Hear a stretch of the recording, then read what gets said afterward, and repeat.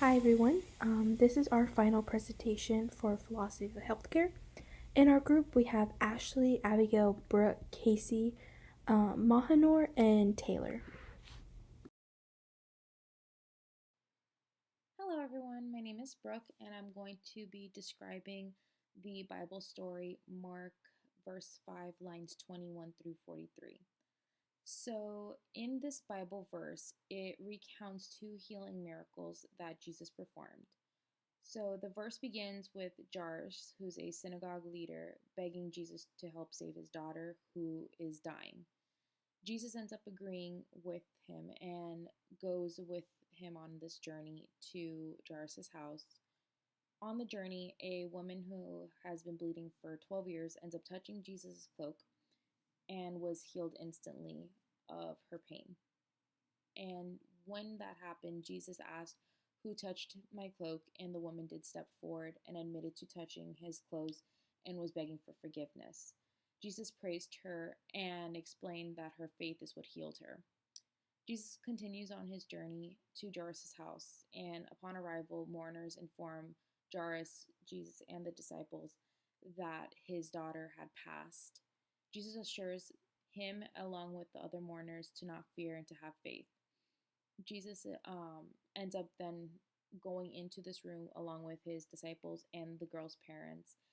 And when he does, he takes the girl by the hand and is basically tells her to rise. The girl immediately ends up getting up and astonishes everyone who was a witness to this miracle.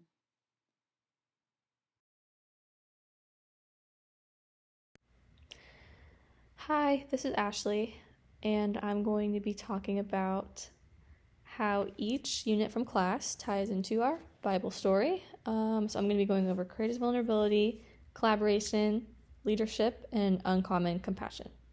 So for the first unit, courageous vulnerability, I believe that was shown through the woman and through Jairus, or I think that's how you say it, pleading with Jesus to save them from their suffering.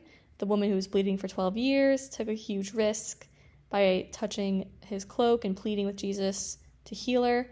And Jairus also took a huge risk by not only asking for help, for Jesus' help to save his daughter, but for showing his vulnerability in a really weak moment. I mean, he and the woman were desperate for some type of salvation of their suffering, and they were courageous enough to show that to Jesus by pleading and asking him for help. The next one is leadership. I believe that Jesus used leadership to show others that having faith will get them through their plights.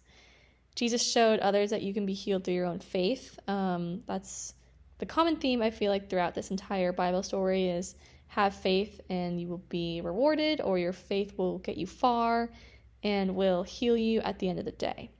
So I believe that Jesus took a big role in leadership in this moment by basically telling other people that as long as they have faith, they will be okay. And that kind of goes hand in hand with collaboration in my head, because collaboration was used to cure the woman who was bleeding and the girl in the story.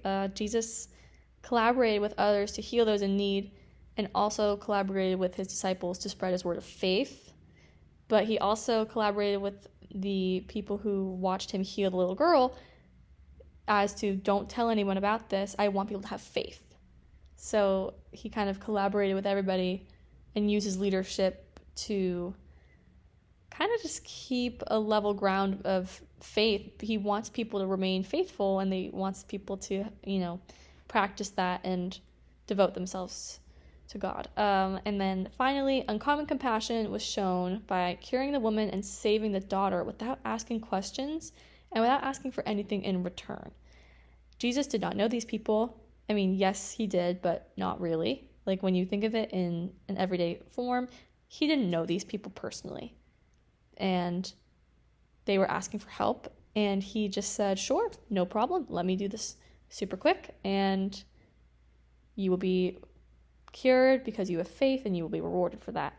But also, simultaneously, Jesus reassured the people that it will be okay and that you just have to have faith.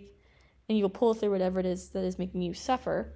So I believe that uncommon compassion was probably one of the biggest themes in this story as well. I think that Jesus basically just did all that he could to heal these people and to spread his word of faith, and he did not expect or ask for anything in return other than to keep believing and keep having faith.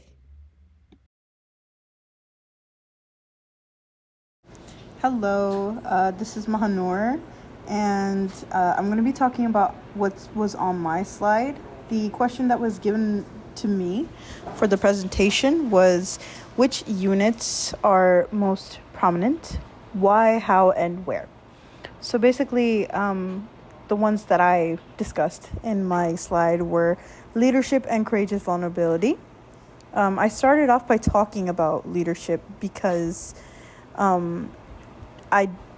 the story says that Jesus was a leader, and it kind of portrays how he displayed the characteristics of a leader. And he was basically trying to help the synagogue's daughter, and he didn't refrain from helping her. He was able to guide and also help the people on his journey, as well as within his journey, learn that without faith, without having faith, they would not be able to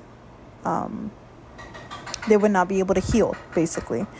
And what I said, one of the things that I said in the prompts in the presentation was Jesus guided the family to have faith in harsh times. And that's one of the things that I would kind of say is that a leader guides as well as also helps. Like, a leader can also give a reminder from time to time. It doesn't have to be, something that has to be something as high, or it could be just a friendly reminder. But that's what Jesus was to these people. The way he was able to convey courageous vulnerability in the story was when going onto the journey of trying to help the synagogue's daughter. God did not tell Jesus what was going to happen, or what, from my knowledge, from what was going to come. Jesus told everyone to have faith. Basically having, I wouldn't say blind faith, but I would say having faith to know that whatever happens, God knows what's best. So that's basically a summary of what I said. And to take on more of the courageous vulnerability, I could also say that God knew that Jesus did not know what to expect when he was going on his journey. That's one of the things I would say, that Jesus was courageous enough to accept whatever was going to happen. He was going forward, and he was going to try his best to help the synagogue's daughter.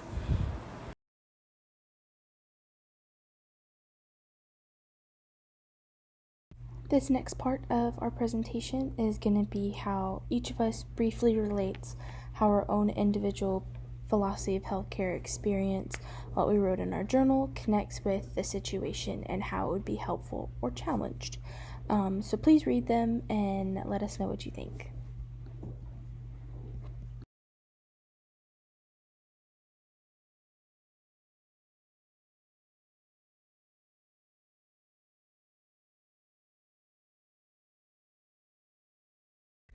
Hi, my name is Abigail, and I will be doing the slide on what quotes from women give you guidance and encouragement in dealing with the situation.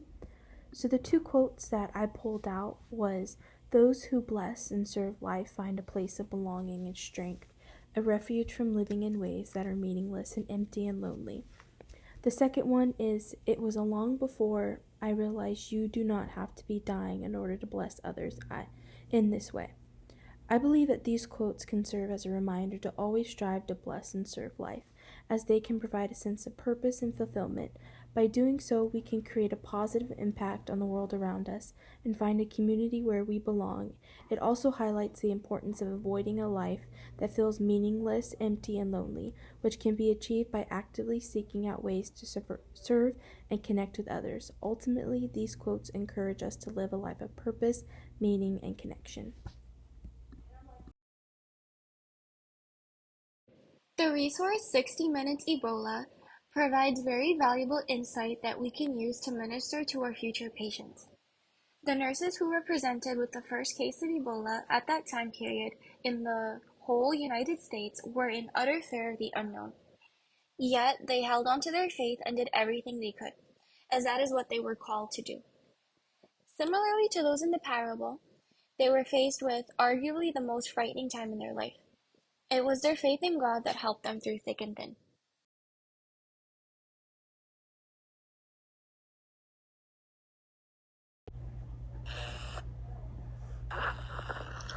My name is Taylor, and I will be describing the Bible verse Mark 5:21-43.